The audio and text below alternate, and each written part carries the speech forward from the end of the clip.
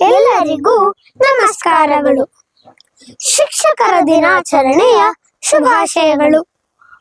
ಶಂಕರಾಚಾರ್ಯರ ರಚನೆ ಗುರುವಷ್ಟಕಂ. ಬನ್ನಿ 4 ಚರಣಗಳನ್ನು ಕೇಳೋಣ.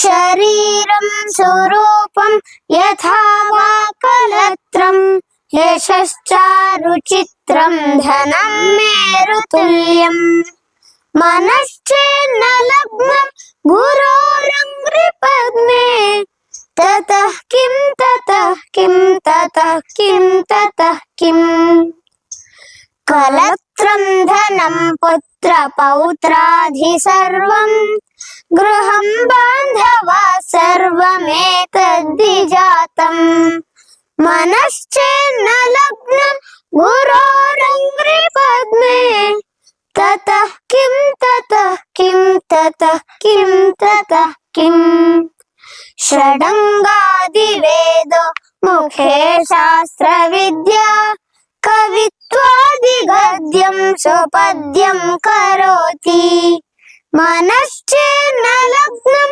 ಗುರೋರಂಗ್ರಿ ಪದ್ಮೇ ತತಃ ಕಿಂ ತತಃ ಕಿಂ ತತಃ ಕಿಂ ತತಃ ಕಿಂ ವಿದೇಶೇಷು ಮಾನ್ಯ ಸ್ವದೇಶೇಷು ಧನ್ಯ ಸದಾಚಾರ ವೃತ್ತೇಷು ಮತ್ತೋ ನ ಚಾನ್ಯ ಮನಶ್ಚೇನ್ನ ಲಗ್ನಂ ಗುರೋರಂಗ್ರಿ ಪದ್ಮೇ ತತಃ ಕಿಂ ತತಃ ಕಿಂ ತತಃ ಕಿಂ ತತಃ ಕಿಂ.